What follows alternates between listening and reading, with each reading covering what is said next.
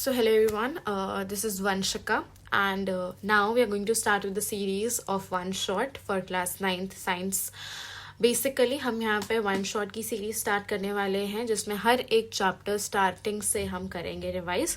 सबसे पहले आज हमने उठाया है मैटर इन आवर सराउंडिंग का. मैटर इन आवर सराउंडिंग अगर मैं बात करूँ तो हमारे को सबसे पहले ये जानना है कि मैटर क्या होता है. मैटर आप बस इतना याद रखिए, आप अपने आसपास में जितनी भी चीजें देख रहे हैं, आप अपने आसपास में जितनी भी चीजें देख रहे हैं वो सब मैटर है. अगर मैं इसकी एक साइंटिफिक डेफिनेशन की बात करूं तो आपको याद रखना है, आप इसकी साइंटिफिक डेफिनेशन के अंदर ये लिखेंगे कि एक ऐसी चीज जिसके अंदर मास है, एक ऐसी चीज जिसके अंदर मास है और वो क्या कर रही हो, स्पेस को ऑक्यूपाई कर रहे हो. आपने बस इतनी बात बोलनी है, एक ऐसी चीज जिसके अंदर मास है और वो क्या कर रही है, स्पेस को ऑक्यूपाई कर रही है. दैट्स इट, और कुछ नहीं बताना है आपने इसके अंदर. आपको पता है हमारे साइंटिस्ट, हमारे पुराने लोगों ने बोला था पंच तत्व के बारे में. पंच तत्व क्या होते हैं हमारे पास? पंच तत्व होता है सबसे पहले हमारा हवा, एयर, अर्थ, फायर, स्काई, वाटर. ठीक है, एयर भी साथ में लिख ही देते हैं. ये 4-5 चीजें हमारी पंच तत्व के अंदर आती है. ये क्या करते हैं, ये कंसिडर करते हैं, हम कंसिडर करते हैं हर एक चीज जो लिविंग है या फिर जो नॉन लिविंग है, वो सारी की सारी चीज इन 5 तत्व से मिलकर बनी है. सारी की सारी चीज, ये जो एयर, वाटर, अर्थ, स्काई, ठीक है, फायर, हर एक लिविंग बीइंग इन 5 चीजों से मिलकर बनी है. क्लियर? अब देखो, शुरू करते हैं, आगे की बात जानते हैं. आपको एक बात याद रखनी है कि जो मैटर होता है ना, वो 3 प्राइमरी स्टेट्स में एग्जिस्ट कर सकता है. मतलब मैटर की एंड में जाकर 3 स्टेट्स हो सकती है. It can be solid, it can be liquid, it can be gas. Solid क्या होता है? This is solid. लिक्विड क्या होता है? This is liquid. And gas क्या होता है?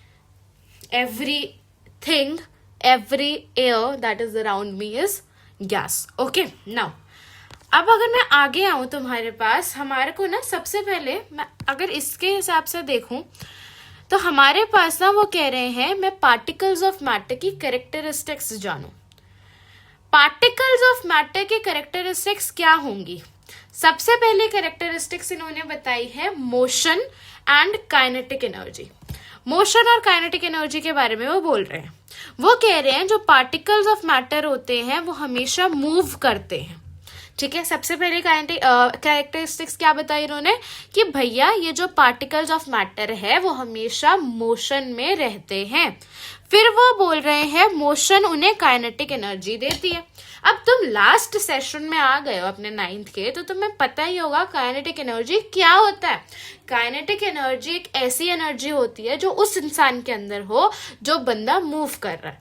अगर मैं यहाँ से उठ के यहाँ से वहां तक चलने लग जाऊँ ना, पागल तो मैं वैसे हूं नहीं, लेकिन कोई बात नहीं, अगर मैं ऐसे पागल की तरह ऐसे वैसे चलने लगूं, मेरे अंदर उसी समय काइनेटिक एनर्जी आ जाएगी. क्लियर है मेरी इतनी बात? तो जो काइनेटिक एनर्जी होती है ना, वो ये कहते हैं कि जो हमारे सॉलिड मैटर है, जो मेरा सॉलिड मैटर है, यहाँ देखिए जैसे इस तरीके का मैटर है जिसके पार्टिकल्स इतनी क्लोज है, इसके अंदर क्या होगा आप मेरे को बताओ. अगर मेरे पार्टिकल्स इतनी क्लोज हैं तो क्या मेरे पार्टिकल्स मूव कर पाएंगे?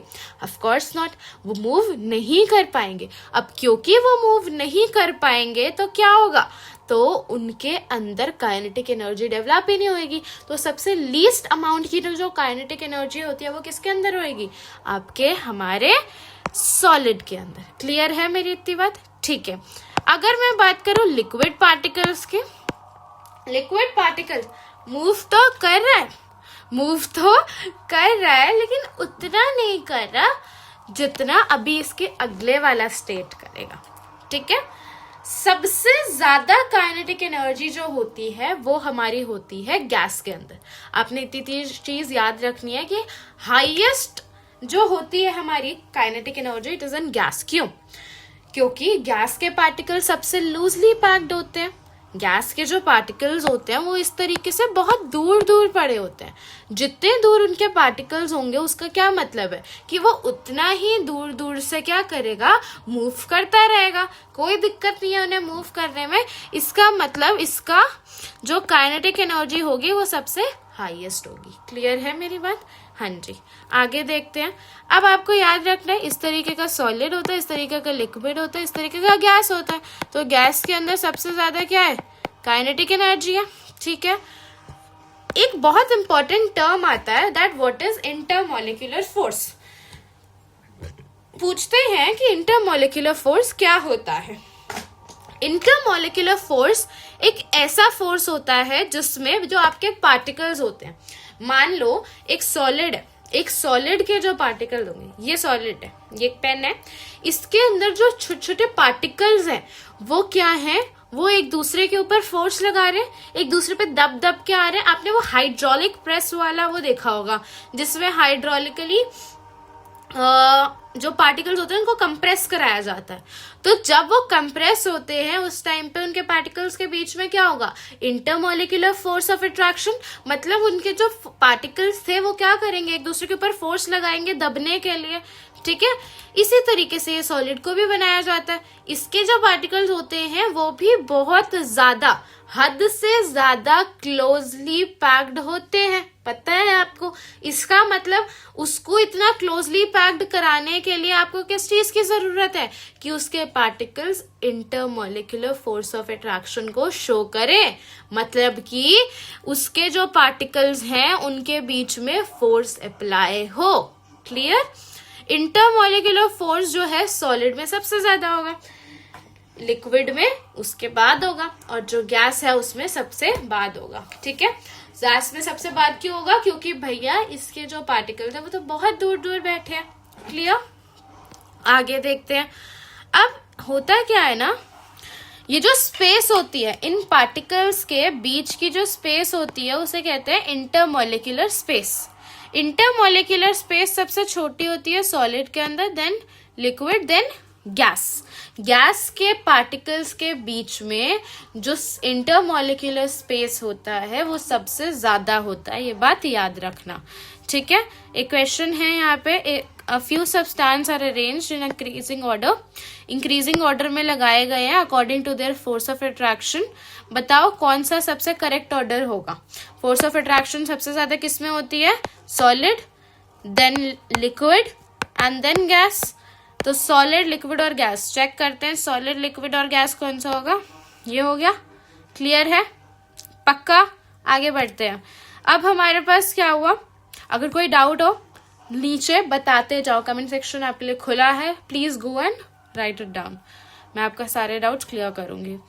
अब आते हैं स्टेट्स ऑफ मैटर के ऊपर। इंट्रोडक्शन समझ आया, क्या था क्या नहीं था इसके अंदर। चश्मा, मैं थोड़ी अंधी हो जाती हूँ। ठीक है, हाँ। अब हमारे पास आते हैं स्टेट्स ऑफ मैटर के ऊपर। स्टेट्स ऑफ मैटर के अंदर सबसे पहले आपको क्या पढ़ना है, सॉलिड के बारे में पढ़ना है। सॉलिड क्या होते हैं, हाँ, ये इंपॉर्टेंट क्वेश्चन क्या आता है कि भैया प्रॉपर्टीज बताओ सॉलिड की, कि सॉलिड किस तरीके से बना है, कैसा होता है, ये सारी चीजें आती है, तो इसको याद रखना है। ये जो बॉक्स है, इस बॉक्स के अंदर सब लिखा है। ठीक है, प्रॉपर्टीज के अंदर आपने ये बॉक्स बनाना है और ये बॉक्स को बताना है कि क्या क्या है। सबसे पहले शुरू करते हैं, डेफिनाइट शेप होती है, हाँ होती है। इसकी डेफिनाइट शेप है, क्या ये फैल जाएगा, नहीं फैलेगा। इसकी डेफिनाइट शेप है, क्या ये फैल जाएगा, नहीं फैलेगा। इसकी डेफिनाइट शेप है, क्या ये फैल जाएगा, नहीं फैलेगा। लेकिन क्या मैं इसको गिराऊं, इसको पानी में गिराऊं, चलो आज तुम्हारे सामने गिर के देखते हैं। ठीक है, लो,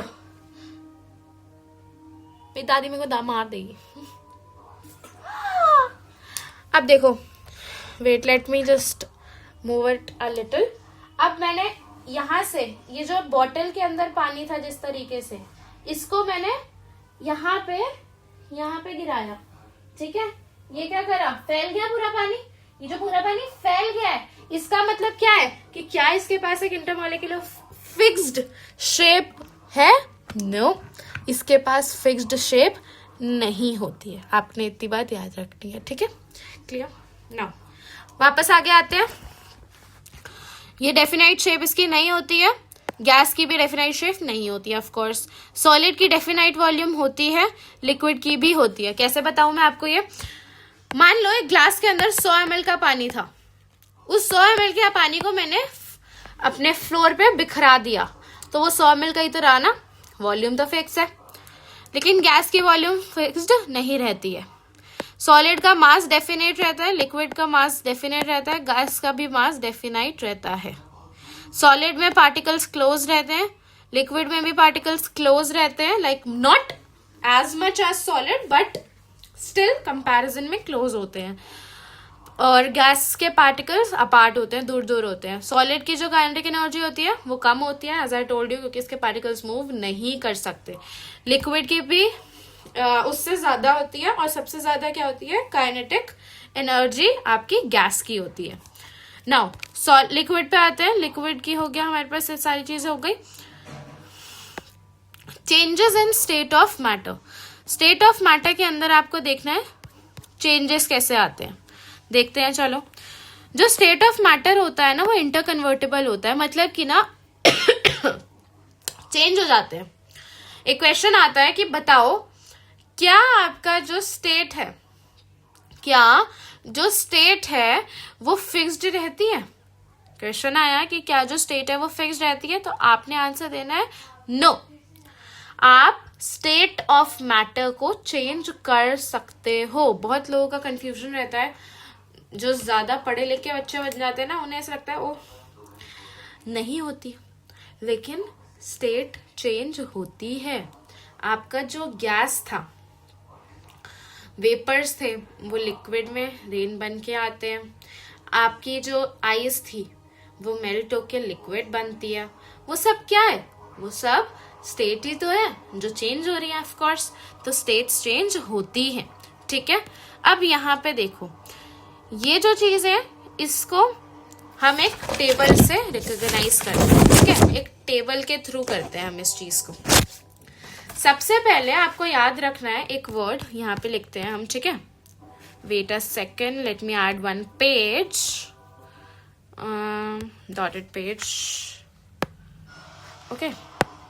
शुरुआत करते हैं यहाँ से लिखना। हमारे पास सबसे पहले एक चीज आती है आइस टू वाटर, जो सबसे कॉमन है, सबसे कॉमन है। एक सेकेंड, इसकी मैं एक बार थोड़ी सी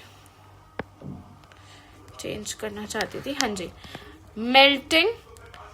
सबसे पहला पॉइंट होता है मेल्टिंग। मेल्टिंग के अंदर हम क्या पढ़ेंगे? सबसे पहले आइस आपका पानी में बदल रहा है।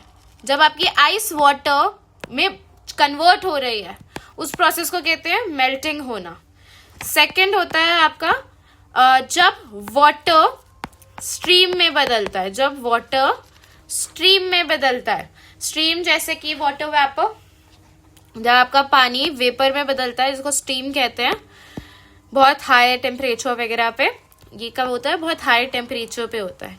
इसके प्रोसेस को कहते हैं वेपोराइजेशन। सबको पता है वेपर बनने को क्या कहते हैं? वेपोराइजेशन कहते हैं। तो ये मेल्टिंग हो गया, ये आपका हो गया वेपोराइजेशन। क्लियर है? 2 पॉइंट्स क्लियर है। आगे बढ़ते हैं। थर्ड है हमारे पास कंडेंसेशन।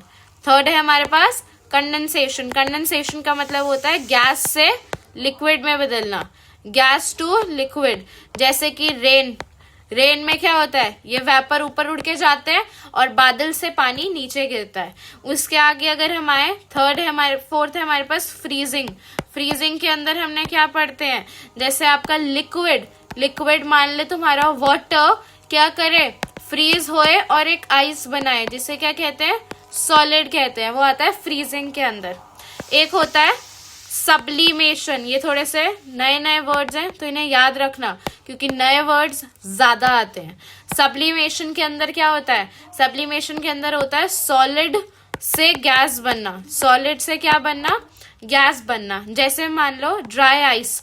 जो ड्राई आइस होती है वो होती है सॉलिड है, लेकिन वो क्या बन जाती है? गैस में कन्वर्ट हो जाती है, ठीक है। उसके अलावा हमारे पास एक होता है डिपोजिशन। डिपोजिशन में क्या होता है? डिपोजिशन के अंदर गैस टू सॉलिड फॉर्म होता है, गैस टू सॉलिड। जैसे फ्रॉस्ट होता है, एग्जाम्पल फ्रॉस्ट, ठीक है, गैस टू सॉलिड। नाउ ये चीज याद रखना, इसके अंदर आपके पास होता है सॉलिड टू गैस, और सॉलिड टू गैस के बाद आपके पास होता है gas to solid. Sublimation, deposition, दो नए नाम हैं। एक है सब्लिमेशन जिसमें हो रहा है सॉलिड से गैस, एस से एस याद रखना, ठीक है, कि सब्लिमेशन वाले में एस से शुरू हो रहा है, डिपोजिट और उसके उल्टे वाले में गैस से शुरू हो रहा है, ठीक है। सब्लिमेशन का एग्जांपल है ड्राई आइस, और फ्रॉस्ट क्या होती है, गैस होती है। जैसे आपकी ओस सुना है, ओस को कहते हैं फ्रॉस्ट, वो गैस होती है, हवा होती है जो हमारी गाड़ी के ऊपर आ जाती है ठंडी में, और वो सॉलिड का फॉर्म ले लेती है, ठीक है, ओस सी बन जाती है। याद रखना इस चीज को, ठीक है। नाउ आगे आते हैं हमारे पास, अब आते हैं इवेपोरेशन के ऊपर। इवेपोरेशन में क्या होता है, evaporation is a surface phenomenon जिसके अंदर जो पार्टिकल्स होते हैं लिक्विड के सरफेस के ऊपर, वो एनर्जी को गेन करते हैं एंड उनके इंटरमोलिकुलर फोर्स दूर दूर होते हैं और फिर वो वेपर बनते हैं। क्या बोला मैंने, लिक्विड है, लिक्विड का जो सरफेस होता है उसके, लिक्विड के जो पार्टिकल्स होते हैं उनके अंदर सर्टेन इंटरमोलिकुलर फोर्स होता है। अब उस इंटरमोलिकुलर फोर्स को एनर्जी चाहिए। याद रखना, इंटरमोलिकुलर फोर्स के इतनी बस की नहीं है कि वो अकेला उड़ जाए, उसको एक क्या कहते हैं, उसको एक सहारे की जरूरत है, उसको एक सहारे की जरूरत है, और वो सहारा होता है उसका सन। वो सन उसे क्या देता है, एनर्जी देता है। वो सन ने उसे एनर्जी दी, जैसे ही उस सन ने उसको एनर्जी दी तो क्या होगा आपका, वो एनर्जी को गेन करेगा, इंटरमोलिकुलर फोर्स को ओवरकम करेगा, मतलब उससे लड़ेगा, उससे हटेगा, दूर भगेगा। जैसे ही उससे दूर भगा तो क्या हो जाएगा, वो हवा में उड़ेगा, वेपर बन जाएगा। इस प्रोसेस को कहते हैं इवेपोरेशन। यहाँ पे दे भी रखा है, ये लिक्विड है, एनर्जी लिया और फिर वो ऊपर चला गया। इवेपोरेशन के रेट को ऐसे कौन कौन सी चीजें होती हैं जो अफेक्ट करती है। सबसे पहले सरफेस एरिया एक्सपोज होना, मतलब मान लो अगर बहुत बड़ा सरफेस एरिया, मैं अगर ये बॉटल का पानी का ढक्कन यहाँ से खोल दूं, ठीक है, और इसको 2 दिन तक ऐसे रखे रहने दूं, ठीक है, तो क्या होगा आपका, ये पानी यहां से लेकर मान लो यहां तक कम हो जाएगा, यहां तक कम हो जाएगा, इतनी क्षमता तो ये रखेगा। लेकिन अगर मैं उसको फर्श पे फैला दूं और छोड़ दूं, ठीक है, और छोड़ दूं, तो कंपेयर टू दिस वहां फर्श वाला पानी ज्यादा जल्दी से उड़ेगा। ये बात तो समझ आएगी क्यों उड़ेगा, क्योंकि इसके अंदर एक फैक्टर होता है, दैट इज जितना ज्यादा सरफेस एरिया, जितना बड़ा एरिया, उतनी ही जल्दी क्या होगा, आपका इवेपोरेशन होगा। ये फर्स्ट पॉइंट है। देन टेम्परेचर, ऑफ कोर्स ठंडी में इवेपोरेशन ज्यादा जल्दी होगा या फिर गर्मी में, जब उसको कड़कती धूप मिलेगी तो ऑफ कोर्स गर्मी में, क्योंकि अभी बताया उसको तो एनर्जी चाहिए, और एनर्जी कौन देगा, जब कड़कती धूप आएगी सन देगा। फिर ह्यूमिडिटी, ह्यूमिडिटी का मतलब होता है ह्यूमस, ठीक है, गीला गीला, जितना गीला गीला कम होगा उतना ही ज्यादा क्या होगा, इवेपोरेशन जल्दी होगा। क्लियर है। उसके आगे एक आता है विंड स्पीड या फिर एयर मूवमेंट। विंड स्पीड और एयर मूवमेंट क्या होती है, देखो जैसे जो इतनी हवा, चलती हुई हवा जो होती है ना, जो चलती हुई हवा होती है वो क्या करती है, क्या अपने साथ साथ ना वेपर्स को लेती जाती है। इसका मतलब उतना ही ज्यादा इवेपोरेशन तेजी से होगा। तो एयर क्या करती है, इवेपोरेशन को बढ़ाती है। उसके बाद नेचर ऑफ लिक्विड, लिक्विड का नेचर कैसा है, मतलब कि लिक्विड जिनके अंदर बहुत हाई वेपर प्रेशर है वो बहुत जल्दी से इवेपोरेट करेंगे। मतलब मान लो आप एक उबलता पानी रख रहे हो, ठीक है, आपने एक नॉर्मल कोसा पानी रखा, तो वो जो उबलता पानी है उसके अंदर हाई प्रेशर है, तो वो ज्यादा जल्दी से क्या करेगा, इवेपोरेट करेगा। एक टर्म आती है कूलिंग इफेक्ट। कूलिंग इफेक्ट क्या होता है, जब इवेपोरेशन कूलिंग को कॉज करे। इवेपोरेशन कूलिंग को कब कॉज करता है, देखो इवेपोरेशन कॉजेस कूलिंग, क्यों, क्योंकि जो पार्टिकल्स होते हैं उनके अंदर क्या होती है, हीट होती है, और वो हीट क्या हो जाती है, उस टाइम पे एस्केप हो जाती है, खत्म हो जाती है, जिसकी वजह से जो टेम्परेचर होता है वो क्या हो जाता है, लो हो जाता है, वो जो टेम्परेचर होता है वो कम हो जाता है, इस चीज को कहते हैं कूलिंग। ठीक है, एक सेकेंड रुको। कूलिंग इफेक्ट किसे कहते हैं? कूलिंग इफेक्ट कहते हैं जब हमारी बॉडी के अंदर आपका जो हमारे बॉडी के अंदर मॉलिक्यूल्स थे वो क्या करे, दूर ले जाए हमारे हीट के मॉलिक्यूल्स को अपने साथ वो हीट के मॉलिक्यूल्स को ले गए और हमारी बॉडी में क्या रह गया, ठंडा ठंडा इफेक्ट रह गया, और वो ठंडा ठंडा इफेक्ट हमारे को कूलिंग प्रोड्यूस करवाता है, कूलिंग की सेंसेशन दिलवाता है। इस तरीके से वो हमारे को कूलिंग इफेक्ट देता है। कौन सा फिनोमेना कूलिंग इफेक्ट देता है? तो ऑफ कोर्स इवेपोरेशन, अभी हमने देखा। अब आते हैं लेटेंट हीट पे। Latent heat is the heat required to change the state of a unit mass. Latent heat क्या होती है?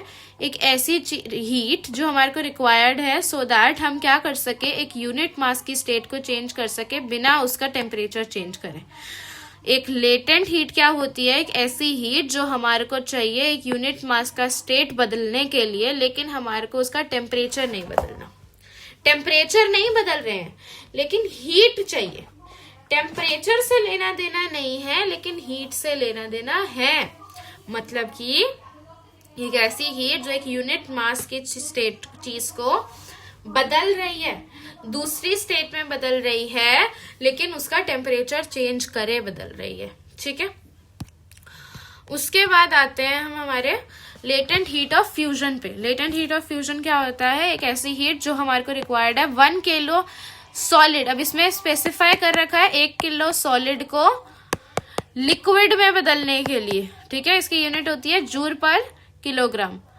लेटेंट हीट ऑफ वेपराइजेशन में क्या होता है? 1 किलो लिक्विड है जिसको हम गैस में बदल रहे हैं। यहाँ पे लिक्विड में बदल रहे थे, यहाँ पे गैस में। फ्यूजन में याद रखना लिक्विड है, वेपराइजेशन में याद रखना गैस है। ठीक है, यहाँ पे है जूल पर केजी, यहाँ पे भी है जूल पर केजी। जूल पर केजी। ठीक है, जूल किसकी होती है? एनर्जी की ऐसा यूनिट होती है। केजी किसकी होती है? मास की। ओके, मास की। डेंसिटी और वॉल्यूम। डेंसिटी क्या होता है? डेंसिटी का मतलब होता है मास अपॉन में वॉल्यूम। मतलब एक बॉडी का मास और उसको डिवाइड कर दो उस बॉडी के वॉल्यूम से, उसे कहते हैं डेंसिटी। क्लियर है? इसकी एसआई यूनिट हो क्या होगी? मास की होती है केजी और वॉल्यूम की होती है एम, मास की पावर 3। ठीक है, तो अगर आप इस तरीके से लिखना चाहो तो भी आप लिख सकते हो, अगर आप इसको ऊपर ले आना चाहो और इस तरीके से लिखना चाहो तो भी आप लिख सकते हो, जैसे कि यहाँ पे लिख रखा है। इसको ग्राम सेंटीमीटर में भी कन्वर्ट करा रखा है। ओके, देखो डेंसिटी ऑफ वाटर की डेंसिटी कितनी होती है? अप्रोक्सीमेटली 1000। ठीक है, 1000 kg पर मीटर क्यूब। नाउ वॉल्यूम की क्या होती है? वॉल्यूम एक स्पेस होता है जो एक सब्सटेंस ऑक्यूपाई करता है। एक स्पेस, एक ऐसी जगह जो एक सब्सटेंस ने ऑक्यूपाई कर रखी होती है। जैसे इस वाटर का वॉल्यूम ऑक्यूपाई कर रखा है। क्लियर है? एसआई यूनिट क्या होती है वॉल्यूम की? एसआई यूनिट वॉल्यूम की होती है आपकी मास क्यूब। मास क्यूब होती है। Okay, so these are just the units जो आप कन्वर्ट, आपको याद रहनी चाहिए। अगर आपके न्यूमेरिकल्स वगैरह में आ रहा है तो आप याद रखना है जैसे 1 ml को क्या कहते हैं, 1 ml किस में चेंज होता है, ये सारी चीजें। समरी क्या है? समरी में आपको याद रखना है वही सारी चीजें। इंटरमोलिकुलर फोर्स इंपॉर्टेंट है, तीनों स्टेट्स की प्रॉपर्टीज इंपॉर्टेंट है। ठीक है, डेंसिटी क्या होता है, वॉल्यूम क्या होता है, इवेपोरेशन, उसके बाद ये जो हमने करा दीज, ये याद रखना प्लीज। ठीक है, ये बहुत इंपॉर्टेंट है। कंडेंसेशन में क्या हुआ, फ्रीजिंग में क्या हुआ, सब्लिमेशन, डिपोजिशन, फ्रॉस्ट। मुझे बताना अगर आपको इसके नोट्स चाहिए। ये तो हमने बहुत ऐसा करा। ठीक है, ये सब यहाँ पे लिखा हुआ है, लाइक ये सारा यहाँ पे, वो मैंने आपको अलग से लिख के बताया। उसके अलावा अगर आपको नोट्स चाहिए वो भी मुझे बता देना, अगर कोई दिक्कत हो वो भी मुझे बताना। And thank you.